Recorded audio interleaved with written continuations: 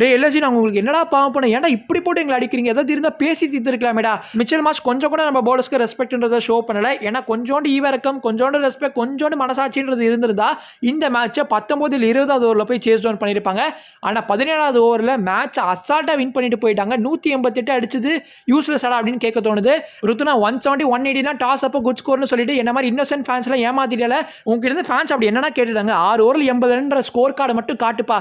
ருத்து சஞ்சு இது ஓப்பனிங் பார், இந்த டிஸ்ட்ரக்டிவ் ஓப்பனிங் பார், சீசனுக்கு முன்னாடி நம்ம எப்படிலாம் ஹைப் பண்ணமோ அந்த எக்ஸ்பெக்டேஷன்ஸை லிவ் அப் பண்ணி அதுக்கு நல்லா ப்ளே பண்ணுங்க அப்படின்னு தான் கேட்குறோம். ஒரு மேட்ச்ல நீங்க அடிக்கிறீங்க, ஒரு மேட்ச்ல அவர் அடிக்கிறாரு, இப்படி ப்ளே பண்ண என்ன கேஸ் அர்த்தம்? Consistency is very very important. நம்ம ஓப்பனர்ஸ் கிட்ட சுத்தமா அது கிடையாது. நீங்க 6 ஓவர்ஸ்ல 37 for 2 இருக்கீங்கன்னா game is already done and dusted. So அதுக்கப்புறம் நீங்க எவ்வளவுதான் மேக்கப் பண்ணாலுமே அந்த பவர் பிளேங்கிறது உங்களை ஹாண்ட் பண்ணதான் போகுது. ஸோ சிஎஸ்கேக்கு இன்னைக்கு அதான் நடந்துச்சு. நம்ம அந்த பவர் பிளே மட்டும் ஒரு 6 ஓவர்ஸ்ல 60 இல்லை 70 இருந்திருந்தோம்னா கண்டிப்பா எனக்கு 220 வந்து நம்மளால ஸ்கோர் பண்ணிருக்க முடியும். அந்த 20-30 ரன் ஷார்ட்டா இருந்தது தான் சிஎஸ்கே அஃபெக்ட் பண்ணிருக்கு. சொல்றது எதுவும் கிடையாது. சிஎஸ்கே ஃபேன்ஸ் அண்ட் சிஎஸ்கே டீமுக்கு இன்னைக்கு ஒரு ஃபர்கெட்டபிள் டேவா இருந்திருக்கு.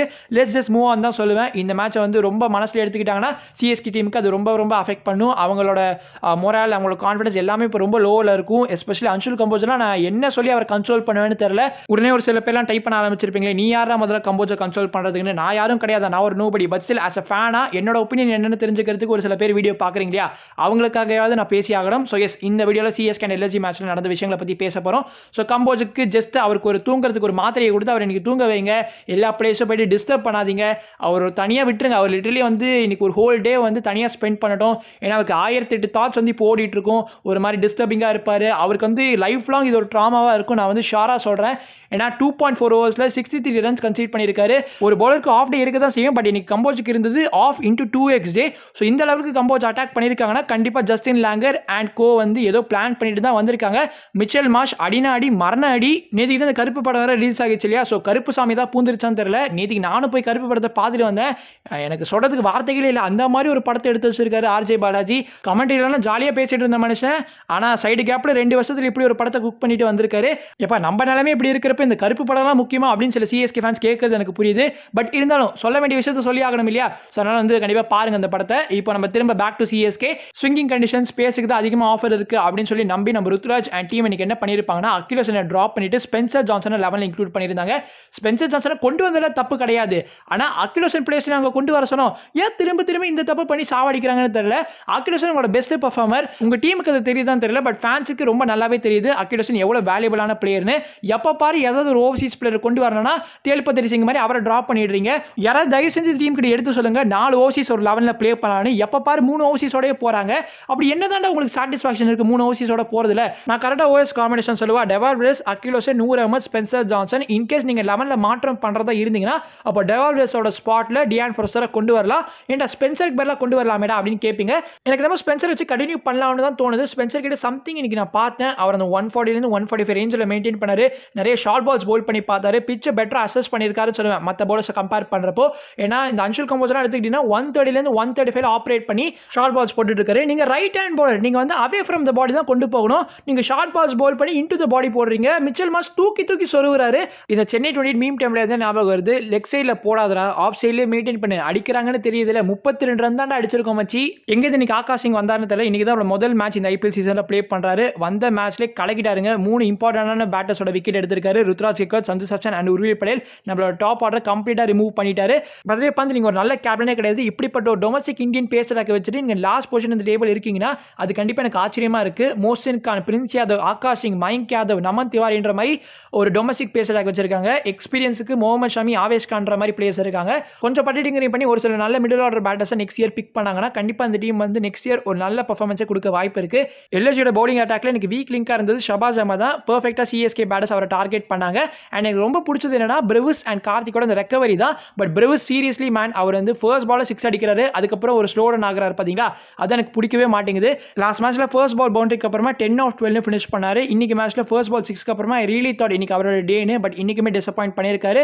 நம்ம கர்ணன் டிபிக்கு வந்து ஒரு பிக் நாக் இஸ் வெயிட்டிங் தான் நினைச்சேன். இன்னைக்கு கண்டிப்பாக அது இருந்திருக்கலாம், ஆனால் மிஸ் பண்ணிட்டார் ஆப்பர்ச்சுனிட்டியே. அவருக்கு அந்த சைட் ஸ்ட்ரெயின் இன்ஜுரி ஏற்பட்டது இல்லையா சீசனுக்கு முன்னாடி, அதுதான் அவர் அஃபெக்ட் பண்ணியிருக்காரு. அவரோட பேட்டிங் என்னன்னு தெரியல. போத் ருத்து அண்ட் பிரவிஸ் கான்ட்ரிபியூட் பண்ணியிருந்தாலே நம்ம top of of the table இருந்திருக்கலாம். 2 பேருமே வந்து இம்பார்ட்டன்டான மேட்சஸ்ல ரன்ஸ்ங்கிறது ஸ்கோர் பண்ண மாட்றாங்க. நம்ம கையில கோல்டன் ஆப்பர்ச்சுனிட்டி எனக்கு இருந்துச்சு டாப் 4 குள்ள போறதுக்கு. ஆனா நாங்க டாப் 4 குள்ள போக மாட்டோம்டா அப்படின்னு அடம் பிடிக்கிறாங்க. இனிஷியல் ஆகாஷ் சிங்க்கு நல்ல அசிஸ்டன்ஸ் இருக்கிறப்போ அவர் வந்து அந்த 4 ஓவர்ஸ் அட் ஸ்ட்ரெச்ல பவுல் பண்ண வச்சது ஒரு நல்ல முடிவு பை கேப்டன் பந்த். ஆனா நம்ம ருத்துவா இருந்தா என்ன தெரியுமா பண்ணிருப்பாரு, இந்த பவுலர் நல்லா ப்ளே பண்றாரு, கடைசில ஒரு 2 ஓவர் வச்சுப்போமா அப்படின்னு சொல்லி அந்த பவுலர் அப்படியே ஸ்டாப் பண்ணிடுவாரு. பட் பிளேயர்ஸை செலிப்ரேட் பண்றதுக்கு இந்த பிட் பேப்பர் எடுத்து காட்டுறாங்க பாத்தீங்களா, அது ரொம்ப நல்லா இருக்கு. ஆக்சுவலி எனக்கு ரொம்ப பிடிச்சிருக்கு. லாஸ்ட் இயர் அபிஷேக் சர்மா ஆரம்பிச்சு விட்டாரு, இந்த சீசன்ல ஐ திங்க் ரகு சர்மா ஆரம்பிச்சு விட்டாரு, அதுக்கப்புறம் உர்வில் படேல் அண்ட் இப்போ வந்து Akash Singh has also done that. தெரியாதவங்களுக்கு சொல்றேன், 2023 சீசன்ல ஆகாஷ் சிங் சிஎஸ்கே கேம்ப்ல தான் இருந்தாரு as a net bowler. அதுக்கப்புறம் சிஎஸ்கே அந்த வருஷம் ஒரு ரீப்ளேஸ்மென்ட் பிளேயரா வர சைன் பண்ணியிருந்தாங்க for Mukesh Choudhary. But unfortunately அவரை நம்ம ரிலீஸ் பண்ணியிருந்தோம் பிகாஸ் முகேஷ் சௌத்ரி ரீடைன் பண்றதுக்காக. பட் இப்போ அவர் ரிலீஸ் பண்ணது ஒரு காஸ்ட்லியான மிஸ்ஸா முடிஞ்சிருக்கு. எனிவே நம்ம சிஎஸ்கேயும் குத்த சொல்ல முடியாது, ஏன்னா அப்போ ரிலீஸ் பண்ணாங்க, இப்போ வந்து இந்த மாதிரி நடக்கும்னு அவங்களுக்கு தெரியும். ஏர்லி விக்கெட்ஸ்க்கு அப்புறமா கார்த்திக் சர்மா அண்ட் பிரேவர்ஸோட அந்த பார்ட்னர்ஷிப் நல்லா இருந்துச்சு. நம்ம முன்னாடியே சொன்ன மாதிரி அந்த ரீபில்டிங் ஃபேஸை சிஎஸ்கே கரெக்டாக வந்து அப்ரோச் பண்ணாங்க. கார்த்திக் சர்மா கிட்ட இருந்து இவ்வளவு நாட்களா பார்க்காத ஒரு பர்ஃபார்மன்ஸை இன்னைக்கு நம்ம பார்த்திருக்கோம் வித் த பேட். ஏன்னா அவர்கிட்ட இருந்து அந்த ஃபயர் பவர் தான் தேவையா இருந்துச்சு, இன்னைக்கு அதை கொடுத்திருக்காரு. இனிஷியலா டுக் ஹிஸ் டைம், நிறைய பால்ஸ் ஃபேஸ் பண்ணாரு, 24 of 20 இருந்தாருன்னு நினைக்கிறேன். லாஸ்ட் மேட்ச்ல எப்படி ப்ளே பண்ணாரோ அதே மாதிரி தான் ப்ளே பண்ண ஆரம்பிச்சாரு. லாஸ்ட் மேட்ச் அந்த ஆக்சிலேட்டிங் ஃபேஸ்ல தான் வந்து விக்கெட் லூஸ் பண்ணாரு. இன்னைக்கு அதை வந்து கரெக்டாக ரெக்டிஃபை பண்ணி சூப்பரான ஒரு நாக் ப்ளே பண்ணிருக்காரு. பவர்லாம் பயங்கரமா வச்சிருக்காரு. 97 மீட்டருக்கு இன்னைக்கு ஒரு 6 அடிப்பாரு. ஸ்பின்னர்ஸை பியூட்டிஃபுல்லா ப்ளே பண்றாரு. அவரோட 6 ஹிட்டிங் எபிலிட்டியில எந்த ஒரு குறையுமே கிடையாது. பவுண்டரிஸ்லாம் சூப்பரா அடிக்கிறாரு. பட் ஸ்டில் அவரோட ஸ்ட்ரைக் ரொட்டேஷன் இம்ப்ரூவ் பண்ணலாமான்னு நீங்க சொல்லுங்க. எனக்கு வருத்தமா இருந்தது, செட் ஆகி நல்லா ப்ளே பண்ணிட்டு இருக்கிறப்போ எதுக்காக அவுட் ஆனாருன்னா, பிகாஸ் ஷபாஸ் அஹமதோட அந்த 16th ஓவரில் வந்து 6-4-4 சொல்லி கன்சிக்யூட்டிவ் பவுண்டரிஸ் வந்துருச்சு. லாஸ்ட் பால் ஆஃப் த ஓவரை வந்து ஜஸ்ட் டாட் இல்ல சிங்கிளோ ப்ளே பண்ணி முடிச்சிருக்கலாம். திரும்ப வந்து he went for the glory and out ஆனாரு. ஸோ அதுக்கப்புறம் வந்து 2 new batters Prashant Veer and Shivam Dube கண்டிப்பாக செட்டில் ஆக டைம் ஆகும். பிரஷரே இல்லாத மேட்ச்ல சிவம் டுபே அண்ட் பிரசாந்த் வீர் பிரஷரை உருவாக்கி மேட்சை வின் பண்ணியிருப்பாங்க. பிரசாந்த் வீர் கண்ணா பின்னாடி பேட்டிங் ஆடுறாரு. அந்த ஆர்சிபி கேம்ல பார்த்தப்ப ரியலி தோடைய ஒரு ப்ராப்பரான ஸ்ட்ரோக் மேக்கர்னு and still is actually. But still எதுக்காக எங்கேயோ போற பால் வந்து டச் பண்றாருன்னு புரியல. அந்த பால் ஆகாயத்தை நோக்கி போயிட்டு இருக்கு, அந்த பால் அடிக்க பாக்குறாரு. மாமாவுக்கு கோவம் வந்துருச்சு, அந்த மாதிரி டூபேக்கும் கோவம் வந்துருச்சு போல. இன்னைக்கு லாஸ்ட் ஓவர்ல சூப்பரா வந்து ப்ளே பண்ணாரு. லாஸ்ட் 4 பால்ஸ்ல 20 ரன்ஸ்ல முடிச்சு சிஎஸ்கேக்கு அந்த மொமெண்டம் அப்படிங்கிறது இருந்துச்சு. Not a bad score, 188 is a very decent score. இது கண்டிப்பா நம்மளால டிஃபெண்ட் பண்ணிருக்க முடியும் கன்சிடரிங் நம்ம கிட்ட ப்ராப்பரான பவுலர்ஸ் இருந்திருந்தா. ஓவர்டன் இன்னைக்கு ஒரு பெரிய மிஸ்ஸா இருந்தாரு. அவருக்குனே செஞ்சா மாதிரியான ஒரு பிச் வேற. ஸோ கண்டிப்பா அவரோட 4 ஓவர்ஸ்ல அட்லீஸ்ட் சாலிடா ஒரு 3 விக்கெட்ஸாவது வந்திருக்கும். ஸோ எஸ், அவரை நம்ம மிஸ் பண்ணோம் இன்னைக்கு. நல்லா சாலிடா ஹிட் டெக்ல பவுல் பண்ணக்கூடிய ஒரு பேசர் இருந்தாங்கன்னா நான் அக்யூரேஷன் டிராப் பண்றது தப்புனே சொல்ல மாட்டேன். ஒரு எக்ஸ்ட்ரா பேசர் கொண்டு வரதுனால டீம் ஸ்ட்ரென்தன் ஆகுதுன்னு நினைச்சிட்டு உங்க டீமோட பெஸ்ட் பெர்ஃபார்மர் அக்யூரேஷனை உட்கார வைக்கிறீங்க. இது என்ன விதமான லாஜிக்னே புரிய மாட்டேங்குது. ஆரம்பத்திலேருந்து சோ மச் ஆஃப் எக்ஸ்ட்ராஸ் வேற வைடா போட்டுட்டு இருக்காங்க. ஸ்பென்சரும் சரி முகேஷ் சௌத்ரியும் சரி. எனக்கு அவங்களோட அப்ரோச் தாங்க ரொம்ப பிடிச்சிருக்கு. எல்எஸ்ஜியோட பேட்டர்ஸ் அவங்க வந்து பயப்படவே மாட்டாங்க. இங்கிலீஷ் கொஞ்சம் வந்து இன்னைக்கு டைம் எடுத்துக்கிட்டாரு, அவருக்கு பெருசா பால் வந்து படல. அண்ட் மோர் ஓவர் ஒரு எண்டில் வந்து மிச்சல் மார்ஷ் அப்படி ப்ளே பண்ணிட்டு இருக்கிறப்போ நீங்க அவருக்கு ஸ்ட்ரைக் கொடுத்து நீங்க வந்து செகண்ட் ஃபீல்டில் ப்ளே பண்றதுனால பிரச்சனையே கிடையாது. அது இன்னைக்கு ஜாஸ் இங்கிலீஷ் கச்சிதமா பண்ணாரு. அண்ட் மிச்சல் மார்ஷோட ஆட்டத்துக்கு கண்டிப்பா இ டிசர்வ்ட் செஞ்சுரி டுடே. பட் நம்ம முகேஷ் சௌத்ரியோட ஒரு சீக்கி ரன் அவுட் காரணமாக அவர் அவுட் ஆனாரு. அன்ஷுல் கம்போஜுக்கு எதிராக அந்த கன்சிக்யூட்டிவ் 4 சிக்ஸஸ்க்கு அப்புறமா ஐ திங்க் ஃபேன்ஸ் எல்லாருமே வந்து அவங்களோட ஹோப்ஸ் இழந்திருப்பீங்க. பிகாஸ் உங்களோட மெயின் பிரைமரி பவுலரே அடி வாங்குறப்போ நத்திங் கேன் பி டன். எனக்கு ஒரு சின்ன ஹோப் இருந்துச்சு, பவர் பிளேக்கு அப்புறம் 100 வந்து அட்டாக்ல வருவாரு, அவர் மேட்சுக்கு ஏதாவது பண்ணார்னா கண்டிப்பா நம்ம திரும்ப இந்த கேம்குள்ள வரலாம்னு நினைச்சேன். ஆனால் 100 பெருசாக எதுவும் பண்ண முடியல. ஸோ சிஎஸ்கே ரொம்ப ஈஸியாகவே இந்த மேட்ச் வந்து எல்எஸ்ஜி கையில் கொடுத்துட்டாங்க. அட்லீஸ்ட் மேட்சை வந்து கடைசி வரைக்கும் எடுத்துகிட்டு போயிருக்கலாம்.